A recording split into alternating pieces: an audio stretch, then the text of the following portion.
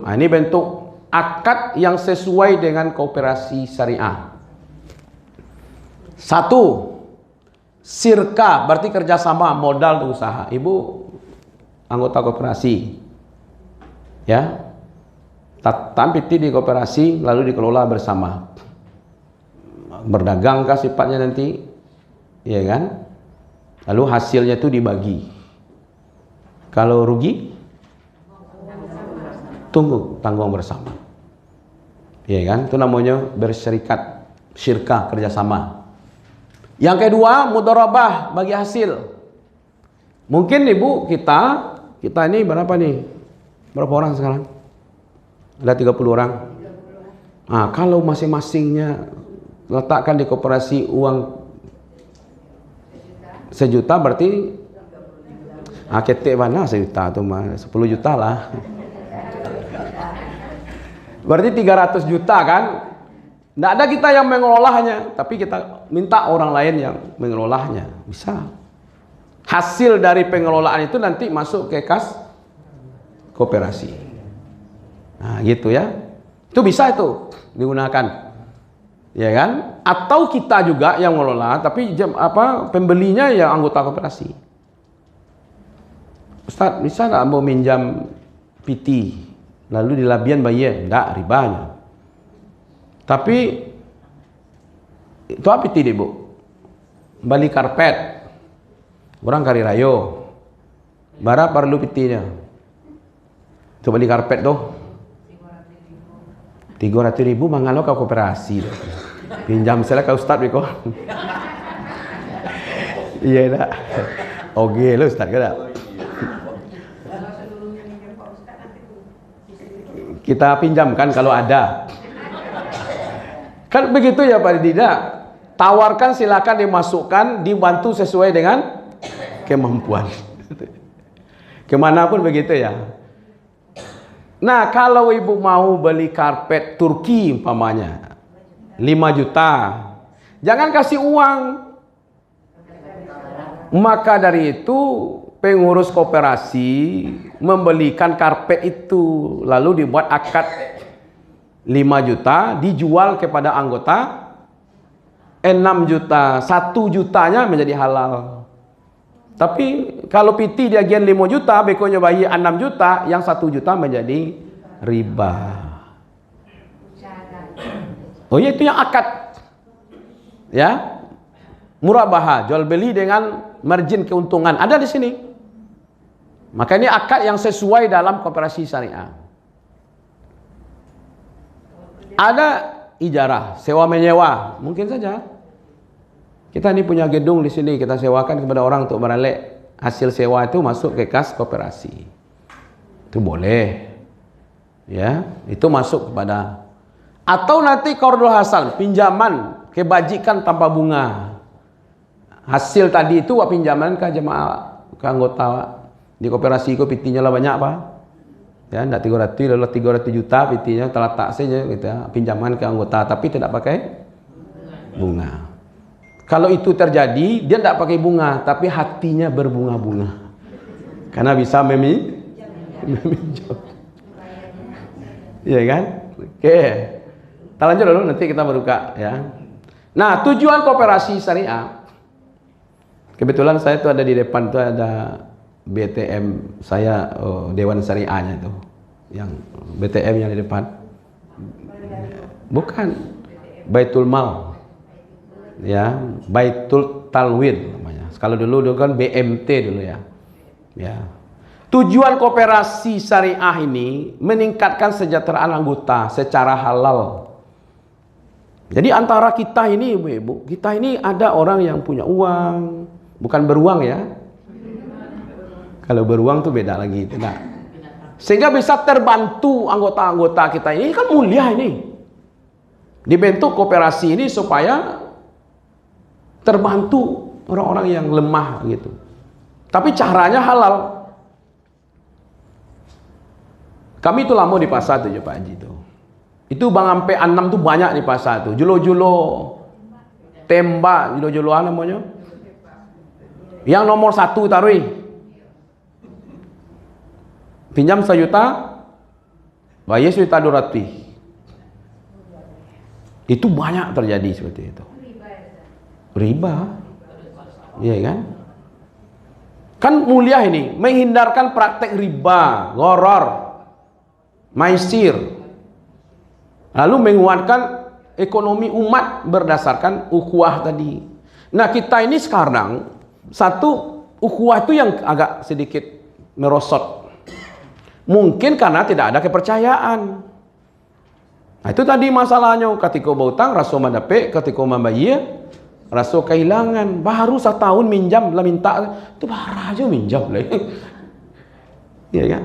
Tak singgung lah tuh. Di telepon orang, bisa Pak bayar utang Pak. Oh, tak singgung tuh. Nyo telepon ambo untuk minta utangnya. Kalau dulu ambo yang nelpon nyoba utang. Mudah lo tersinggung. Kau diminta tersinggung ketika meminjam, tidak ada tersinggung lo gitu. Itu yang dihindarkan di situ. Jadi mewujudkan keadilan ekonomi sesuai maqasid syariah. Keutamaannya itu syariat di situ. Ya, oke. Supaya lebih mudah dipahami Bapak Ibu, saya sudah buatkan konsepnya. Contoh, nah ini implementasinya lagi. Ada dulu BMT, Baitul Mal wa Tamwil. Sekarang dirubah namanya BTM. Ya, kalau dulu BMT, Baitul Mal itu sosialnya, Tanwil itu bisnisnya. Kalau di Muhammadiyah itu dirubah sekarang namanya BTM, Baitul Tamwil Muhammadiyah. Maka nampak di depan tuh BTM. Malnya tidak ada lagi sekarang di situ. Karena mal itu sudah masuk ke lazis. Ya. Nah, mal itu masukkan ke lazis. Basnas. Jadi murni. Nah, itu dulu Baitul Mal itu mengelola dana-dana sosial. Ada infak, ada sedekah. Tanwil ini mengembangkan usaha produktif dengan sistem bagi hasil. Ya kan? Itu yang dianggap koperasi syariah yang idealnya seperti itu. Nanti kalau terjadi prakteknya itu yang kita bersihkan. Ya kan? Karena niatnya tadi apa? Tolong menolong demi kebersamaan. Oke. Kesimpulan awal, koperasi syariah adalah lembaga ekonomi yang berdasarkan tolong-menolong dan keadilan untuk menghindarkan riba, gharar, maisir, berlandaskan kepada akhlak, amanah, dan ukhuwah, sehingga menjadi sarana ekonomi umat yang sesuai dengan maqasid syariah. Maksud menjaga 5 hal. Agama kita terjaga, ekonomi naik, tapi agama terjaga. Tapi kalau sistem riba, agama tidak terjaga, terjaga jiwa. Jadi terhormat kita, Ibu. Dengan adanya koperasi, ada akalnya dijaga di sini. Ya kan? Ada keturunannya, ada hartanya. Oke, itu bentuk koperasi yang sesuai dengan syariat. Yang tidak sesuainya seperti apa, Ustadz? Kita lihat. Ya.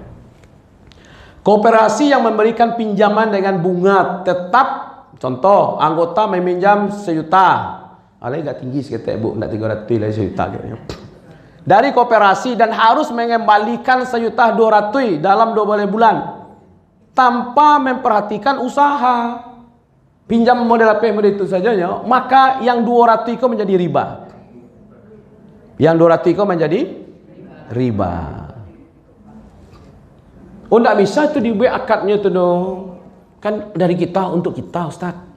Nanti keuntungan yang 200 itu masukkan ke kas. Tidak bisa. Mereka dibagi di ujung untuk bersama. Tidak bisa. Kecuali ibu merubah akadnya tadi. Jual beli. Kalau boleh disepakati model itu, orang bank model itu mah. Iya kan? Nah, nanti masuk orang yang tidak menjadi anggota. Iya kan? Makanya BTM itu seluruh orang yang minjam itu harus masuk kepada anggota. Kalau tidak masuk berarti riba. Hanya dari anggota untuk anggota. Maka nanti ada anggota yang pasif, ada anggota yang produktif. Maka itu asasnya bukan syariah, tapi asasnya prinsip syariahnya. Memang sulit itu Bapak Ibu untuk model sekarang ini, ya kan? Nah, maka dimasukkan jadi anggota. Kenapa jadi riba di sini? Karena tambahan tadi, siadah namanya, pokok pinjaman disyaratkan sejak dari awal berapa? 200.000. Bukan hasil kerjasama. Kalau hasil kerjasama berarti Bapak Ibu beli kulkas 1.200.000. Nah, pailah pengurus ke toko elektronik balian kompetensinya, bawa pulang kulkasnya, dibeli akadnya di situ, di Bali 1.200.000 dijual selama setahun itu, ya kan, barang 1 juta sampai ratui. Kelebihannya namanya kelebihan jual beli namanya. Tapi Ustaz, simpan pinjamnya uang Ustaz, misalnya saya pinjam ke koperasi, saya butuh uang untuk uang kuliah anak saya misalnya.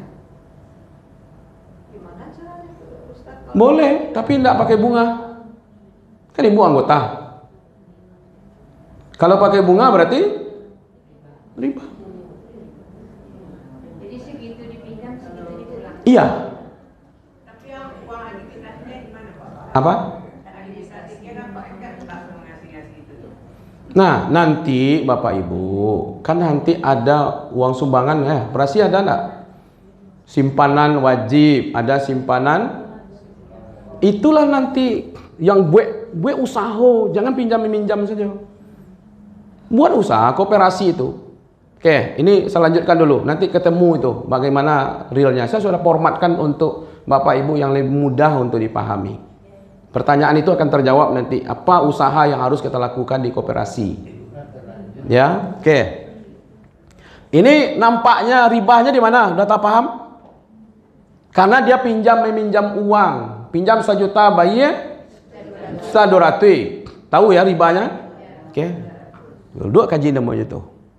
Karena wa halalul bai' wa haramu riba. Jual beli yang halal, riba haram. Oke.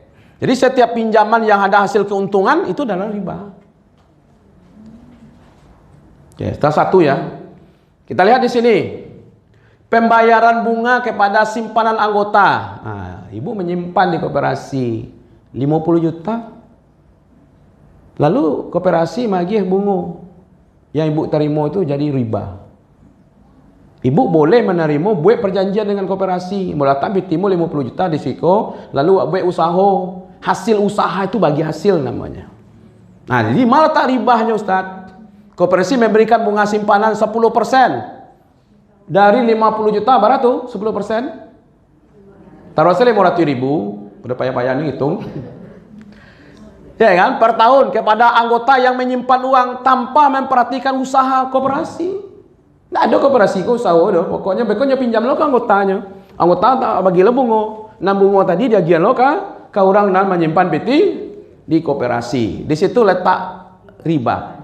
Karena imbalan tetap atas simpan tersebut tidak didasarkan kepada hasil usaha yang nyata. Tapi kalau ada tadi jual beli karpet, jual beli kulkas, besok dihitung. Hasil menjual kulkas nangka patang 200.000, hasil karpet 300.000, hasil beli motor 500 atau 5 juta, gitu umpamanya. Nah, hasil beli rumah kalau lo kadang ada koperasi nanti. Hasil itulah yang diberikan kepada. Kalau indah nanti ibu-ibu ini hasil pinjaman, hasil pinjaman. Ah, samalah nanti deposito. Tahan di bank konvensional, PT 50 juta itu terima tiap bulan. Akadnya apa? Bunga. Paham kasus yang kedua ini? Paham? Oke, kalau paham kita lanjut. Memang saya sudah memberikan format yang sederhana gitu. Oke. Koperasi konsumen yang menjual barang dengan harga berbunga. Ya. Kadang-kadang ini akad saja. Koperasi menjual motor seharga 15 juta tunai atau 18 juta bila dicicil 2 bulan. Namun akadnya pinjam 5 balik, kembali ke 8 balik. Itu dibuatnya kan atau apa ti dibuat kok beli motor aja. Ada agiannya di koperasi beti 5 juta kan. Artinya balinya motor ojek tiap hari ngojek-ngojek. Yang harusnya apa? Ya datang ke tempat dialer itu, balian lo motor itu, bawa pulang motornya, ambil kwitansinya, lalu akad jual beli. Pengurus koperasi membeli kepada showroom atau kepada toko apa namanya? Ya, showroom ya. Nah, ibu bali di situ, harganya 5 juta. Bawa ke koperasi. Ibu tadi bali ke koperasi tapi cicil. Jual belinya cicil. Tapi kalau di akad Ustaz, itu biti saja agian. Itu goror namanya tuh. Berarti tidak jujur di situ. Tiba di rumah berubah panganannya, tidak jadinya beli motor dong. Takkan lalu dia nyoba makan ke Kenapa riba? Karena bukan jual beli. Ya, tetapi pinjam uang dengan tambahan 5 balai menjadi 8 balai. Jangan sembunyi-sembunyi di situ.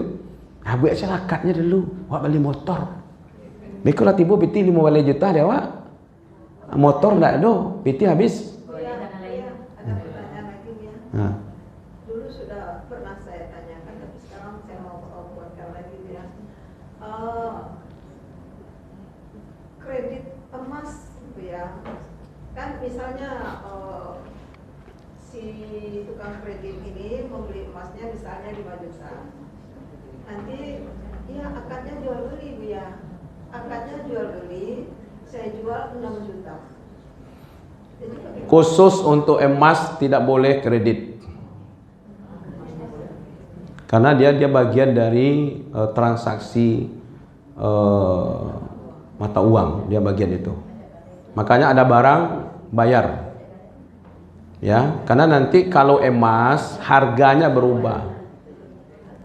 Ya, harga hari ini dengan harga besok itu berubah. Maka itu kalau beli hari ini, ambil barangnya hari ini walaupun bentuknya surat.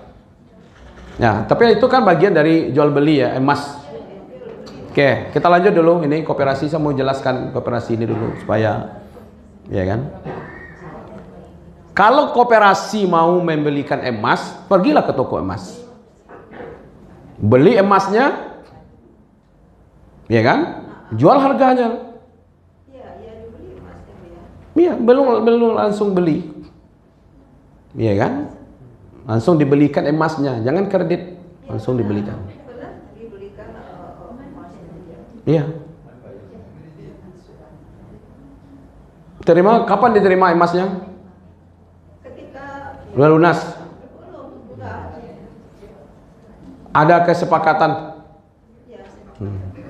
Berarti dia menjual emas, emasnya ada, dibawa pulang, nanti dia bayar mencicil. Ya kan? Itu yang terjadi. Oke. Beda dengan ini ya. Kalau nyata ya kan?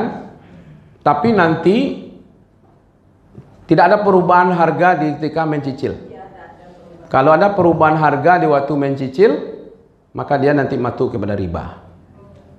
Pamonya patang di Bali ambil 2,5 juta samanya. 3 bulan setelah melonjaknya jadi 4 juta. Tidak bisa 6 patang tu 1,000. Itu tidak mau dia. Ya. Oke. Ini kasus yang ketiga tentang koperasi. Oke, yang keempat, ada denda enggak di koperasi? Kalau dia terlambat bayar, ada denda. Pamannya, jika anggota terlambat membayar angsuran, koperasi mengenakan denda 2% dari total tunggakan per bulan. Kalau tunggakannya 2 juta, berarti berapa? 2%-nya? 20? Boleh enggak? Kalau dimasukkan kepada jasa koperasi, riba dia. Kalau dimasukkan ke situ. Iko gunanya denda iko adalah untuk menekan anggota supaya jangan main-main. Itu kan? Supaya dia disiplin membayar. Kalau dimasukkan kepada aset koperasi, dia riba.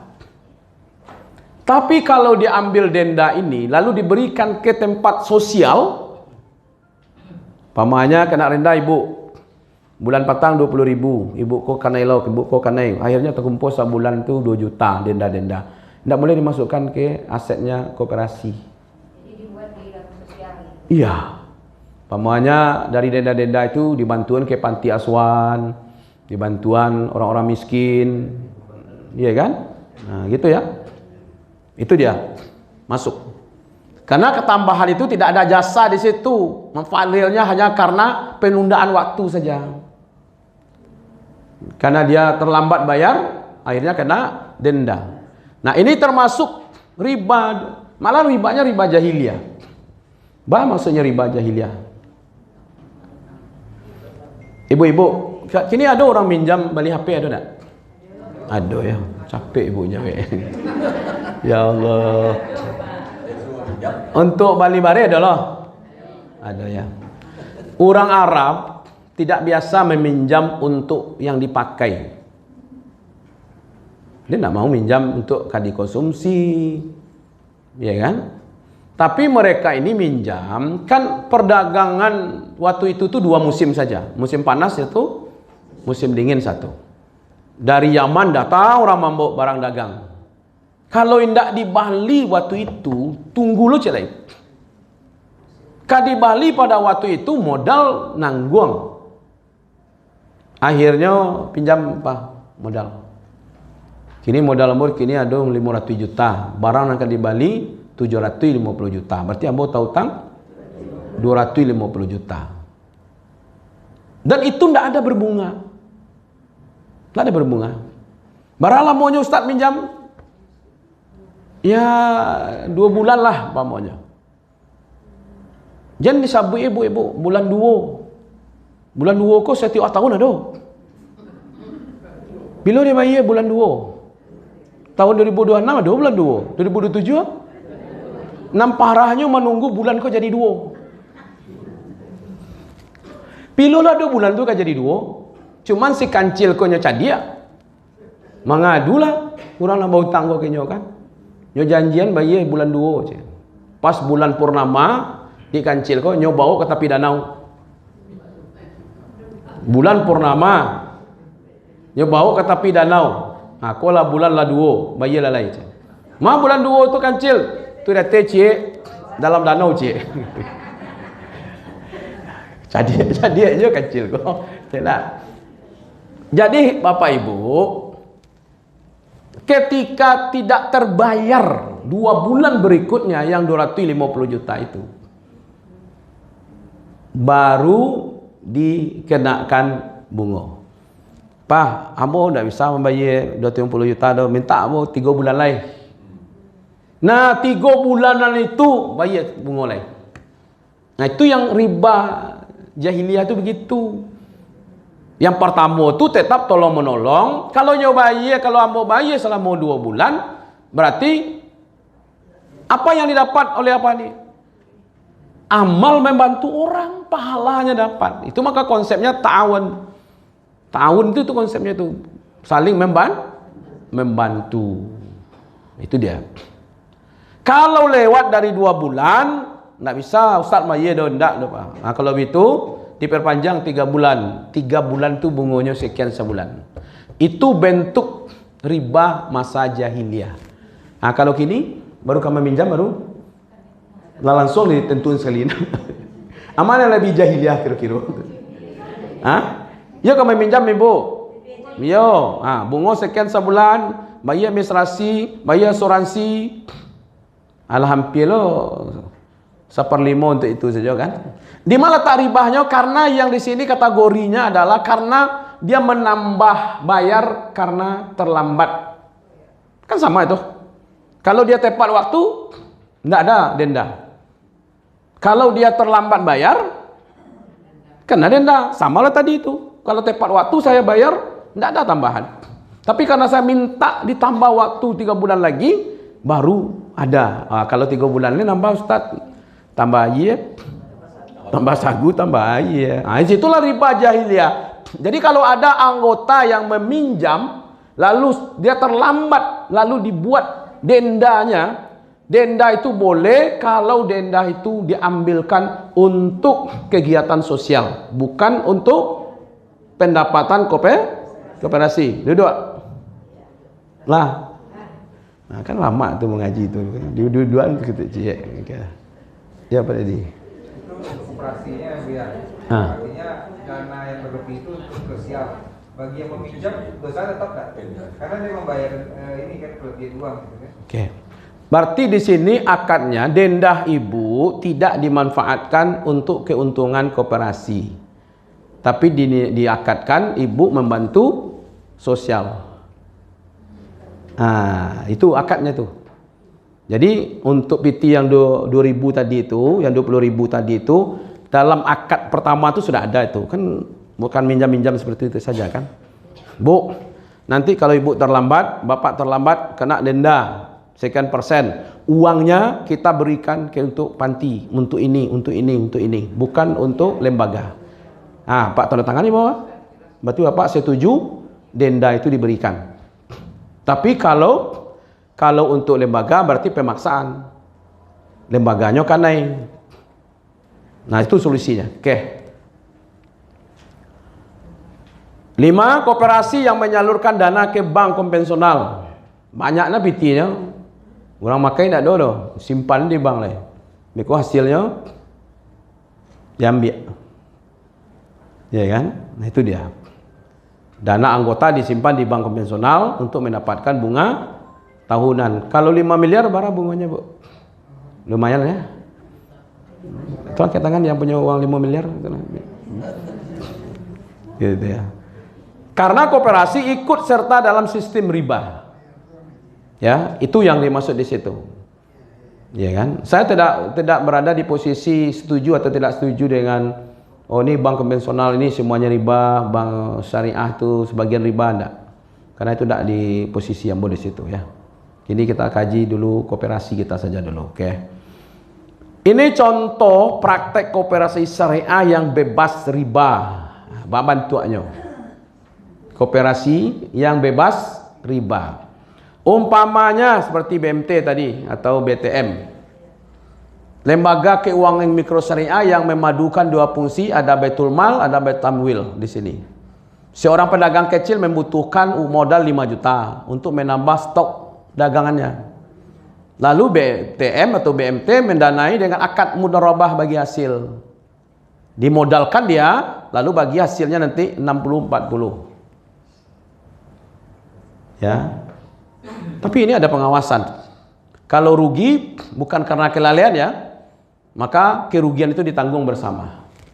Tapi kalau penciluinya, anu orang awak mah, kalau ditangkok orang awak, tidak ditangkok, pencilui, ya kan? Nah ini bagian. Jadi kalau seandainya rugi karena memang bukan kelalaian dia, ya dia tidak kunci, dia tidak amanah, ya kan? Ini harus, ya kan?